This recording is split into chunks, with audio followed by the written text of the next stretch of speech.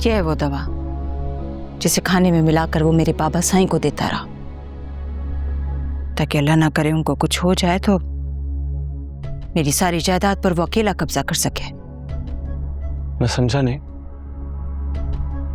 मतलब ये है कि वो हमें धोखा देता रहा। उसके शातिर होने का तो अंदाजा था मुझे। कितनी मुनाफकत से उसने मेरे बाबा साईं का एतमाद जीता। बेचारे मेरे बाबा साईं मेरा भतीजा कहते नहीं थकते थे। और उसने अपने ही चचा की जान लेने की कोशिश की। सब कुछ खत्म हो चुका है। मेरे ख्याल से अब हमें चलना चाहिए, ऐसा ना हो कहीं देर हो जाए। कुछ नहीं होता, अभी उनको बड़ा वक्त है। उससे पहले हम शहर पहुंच जाएंगे। और वैसे भी सिर्फ हमारा वहां जाना काफी नहीं होगा। वो कितना शातिर है इस बात का तो अंदाजा हो गया है आपको। वो अपने ताल्लुकात का इस्तेमाल करके किसी भी लेवल पे गिर सकता है। मुझे वहां पहुंचने से पहले इंतजामात करने होंगे ताकि वो आपको नुकसान ना पहुंचा सके। मेरे दोस्त का मैसेज आया था, वो लोग वहां से निकलने वाले। ऐसा ना हो कि वक्त हाथ से निकल जाए। परेशान ना हो, अगर हम वक्त पर नहीं भी पहुंचे ना, तब भी हमारे बंदे ये निकाह होने नहीं देंगे, ये बात तो तय है।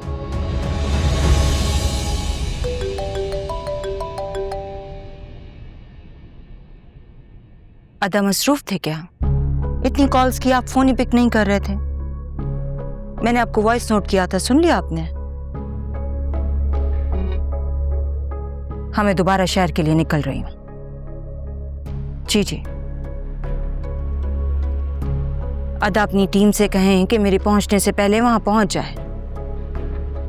बाकी की डिटेल्स मैं आपको रास्ते में बताती हूँ। जी।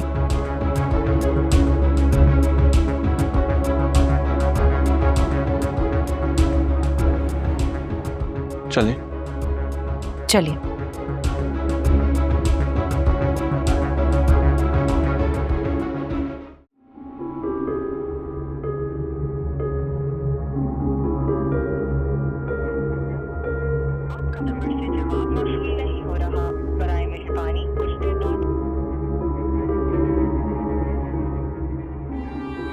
अब इसने मेरा प्यार देखा है, मेरा गुस्सा नहीं। अब अगर इसने अपने और मेरे रिश्ते को दांव पे लगाया, कुछ नहीं बचेगा, सब बर्बाद कर दूंगी। आंटी, आंटी, भाभी, फरियाल, क्या हुआ? ये तो आप मुझे बताएंगी ना क्या हुआ। आप नहीं चाहती थी ना कि मेरी और राहत की शादी हो। आंटी, सब आपका तय किया हुआ है ना। परसों हमारी शादी है और जो सुबह से आपका बेटा गायब है, आप क्या कहेंगी इसके बारे में? 21 बार मैंने उसको कॉल किया, 21 टाइम्स आई कॉल्ड हिम, और कॉल बैक तो क्या, वो तो मुझे इस लायक नहीं समझता कि मुझे एक मैसेज करके बता दे वो है कहाँ। फरियाल, बेटा जस्ट काम डाउन। मैं खुद बहुत परेशान हूँ, मैं तुम्हारी परेशानी समझ सकती हूँ। अगर आप मेरी परेशानी समझती, आप मुझे उस तरह जलील नहीं होने देती जिस तरह मैं हो रही हूँ। उस धोखेबाज बेटे के सामने एज सेकंड ऑप्शन ना पेश करती। मेरी क्या कोई सेल्फ रिस्पेक्ट नहीं है, कोई वैल्यू नहीं है जो मुझे इस तरह इग्नोर करता है? वो लड़की, वो दो उसके मुंह पे थूक के चली गई, वो अभी तक उसका आशिक बना फिर रहा है और आप सब उसके साथ मिले हुए हैं। रिलैक्स फरियाल, ऐसी कोई बात नहीं है। ये जो हालात यार राइट, अभी तो हालात मैं सबके खराब करने वाली हूँ।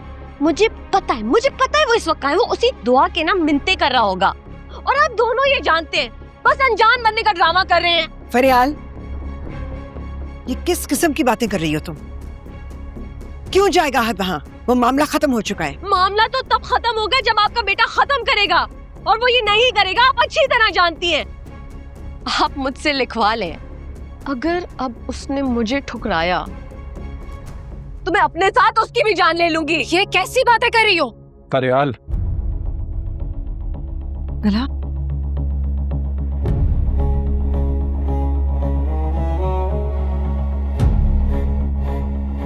तुम्हें किसी से भी बदला लेने की जरूरत नहीं है। अभी तुम्हारा भाई जिंदा है और मैं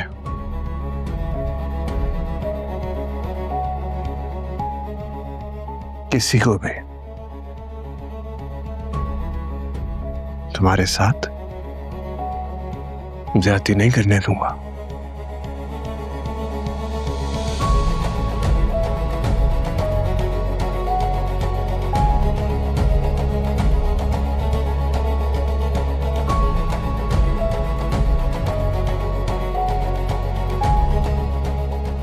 चलो